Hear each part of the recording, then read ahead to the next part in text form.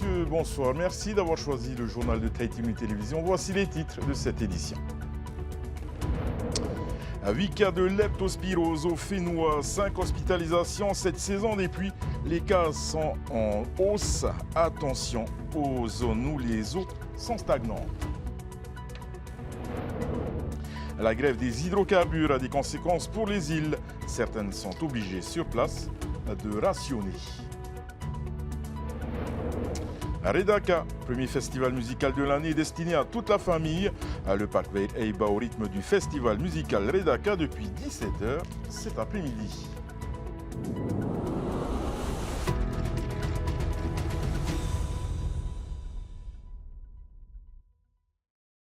Attention dans les zones où les eaux et les boues sont stagnantes en cette saison des pluies. Les cas de leptospirose sont en nette hausse. Le bureau de veille sanitaire a enregistré pas moins de 8 cas. Rien que la semaine dernière, Thomas Chabrol et Jeanne Tinoroy ont rencontré un patient tout juste sorti de l'hôpital. Le corps est encore très faible, les pas un peu hésitants. Lévi vient de passer 10 jours à l'hôpital. Ce jardinier de 44 ans a contracté la leptospirose après avoir débroussé un terrain au Fénois-Échéré. La presqu'île a subi de fortes précipitations ces dernières semaines et la saison des pluies est un facteur de risque pour cette maladie. L'homme fatigué a encore des symptômes comme les yeux jaunes. Mardi, mercredi, le troisième jour, c'est par là ça a commencé la fièvre. Quand j'ai sorti, j'ai jamais eu mal comme ça. Au bureau de veille sanitaire, on suit de très près la recrudescence des cas de leptospirose. 5 hospitalisations ont été rapportées depuis ce début d'année. En 2023, 117 personnes avaient été infectées par la bactérie. La tendance ces dernières années, c'est de voir qu'effectivement, la moyenne d'âge des gens qui sont touchés par la leptospirose augmente. Ça veut dire que finalement, ce n'est pas l'idée effectivement des jeunes surfeurs ou des baigneurs. Il y a quelques cas, mais c'est rare. La majorité des cas sont plutôt des personnes de plus de 50 ans qui vont avoir des activités agricoles, au Faapou, ou dans le jardinage, etc. Les symptômes de la leptospirose se confondent avec ceux de la grippe ou de la dengue. Une forte fièvre soudaine et des douleurs. C'est toute la difficulté pour identifier la maladie. Mieux vaut donc consulter rapidement un médecin. Devant ce tableau-là, il ne faut pas hésiter à consulter. C'est le médecin qui va pouvoir faire la différence sur des petits détails. Et puis, on peut faire une prise de sang qui va systématiquement trouver la leptospirose, qui va permettre de traiter, dès lors que c'est confirmé, rapidement la leptospirose. Et à ce moment-là, on en guérit très bien si on traite assez bien. Les autorités de santé recommandent de porter des bottes et des gants sur des terrains où l'eau stagne et de désinfecter les plaies après une exposition à risque. 2 personnes sont mortes de la leptospirose l'an dernier. Et vous l'avez constaté depuis quelques semaines, notamment si vous vivez dans les archipels de la Société des Tuamotu ou des Gambiers. Cette saison de pluie des pluies est particulièrement arrosée. Plus de 200 alertes de vigilance ont été émises, tous archipels confondus au cours des 3 derniers mois. Quel effet sur nos îles et sommes-nous toujours dans les normales de saison? Des questions que Laure Philibert et Mataïhour ayant posées aux analystes de Météo France. Ils sont au rendez-vous de cette saison des pluies. Les averses et orages ponctuent nos semaines, faisant verdir et fleurir notre environnement. Si leur fréquence est normale pour la saison, leur intensité peut surprendre. Au cours des 3 derniers mois, Météo France a activé ou maintenu 90 fois la vigilance aux pluies sur l'archipel de la Société, sachant qu'il y a 2 bulletins d'information quotidiens. Les Tuamotu ont aussi été arrosés avec 87 alertes, 38 pour les Gambiers, 21 pour les Australes. Aux Marquises, les pluies ont été plus modérées. Alors oui, c'est vrai que c'est particulier cette année parce qu'on fait suite à 3 années La Niña. Et pendant ces 3 années La Niña, on a eu des vigilances, mais pas effectivement à ce rythme un peu plus important que l'on a actuellement.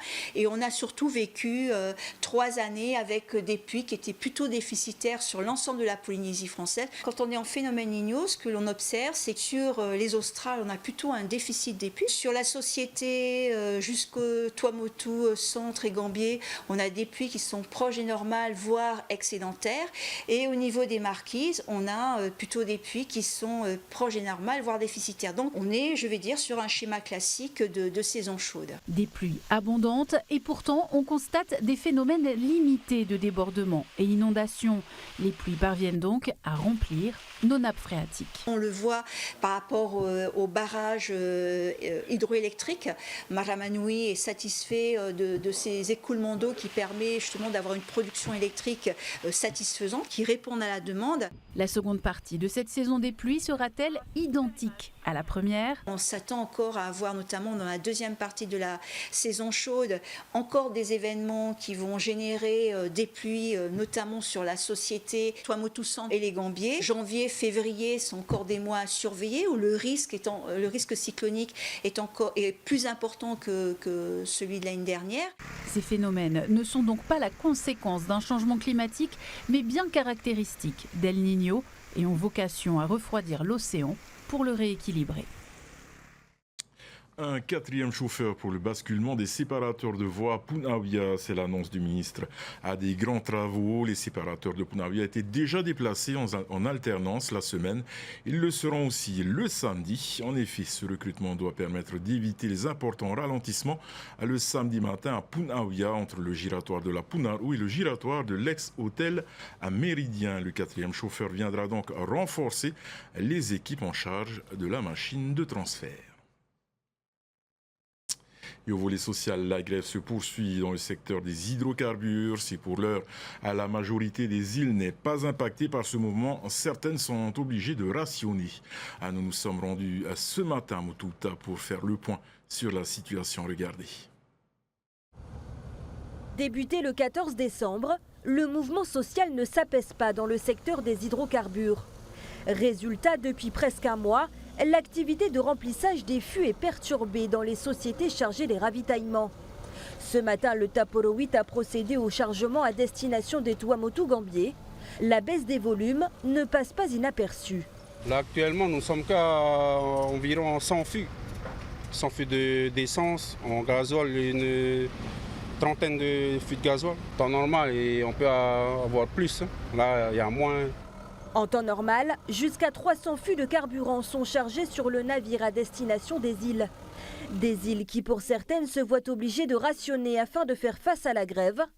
Mais dans un archipel où les pénuries sont vite arrivées, la majorité des maires a préféré anticiper. Et Pétropole qui s'occupe du carburant ici sur Hao.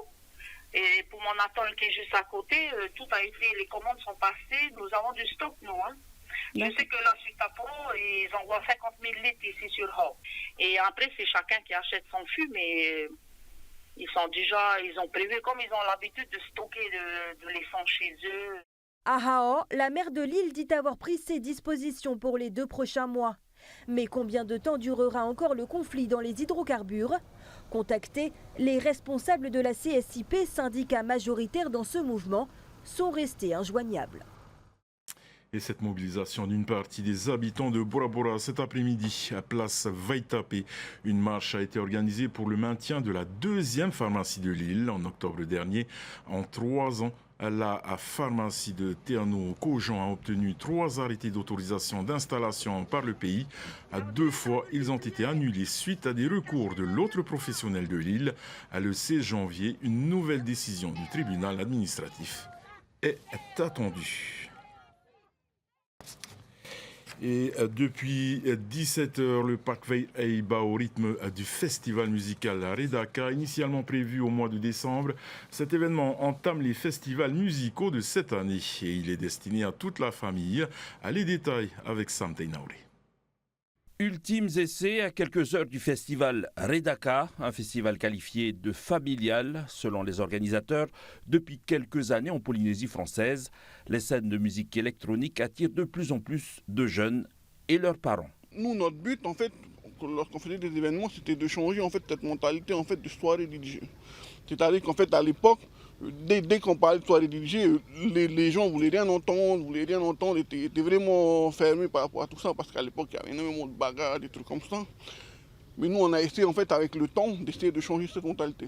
C'est peut-être le fruit de ce travail, de notre travail, je pense, qu'aujourd'hui, beaucoup de parents s'y intéressent.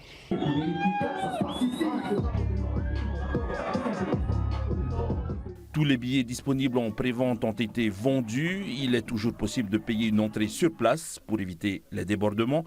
Une attention particulière a été portée sur la sécurité. Moi, mon but lorsqu'on fait des rassemblements, c'est pas forcément d'accueillir beaucoup de monde. C'est surtout en fait de miser sur la sécurité. C'est vraiment le point où nous, parce que nos événements c'est tout public et on ne peut pas se permettre d'avoir des soucis de sécurité.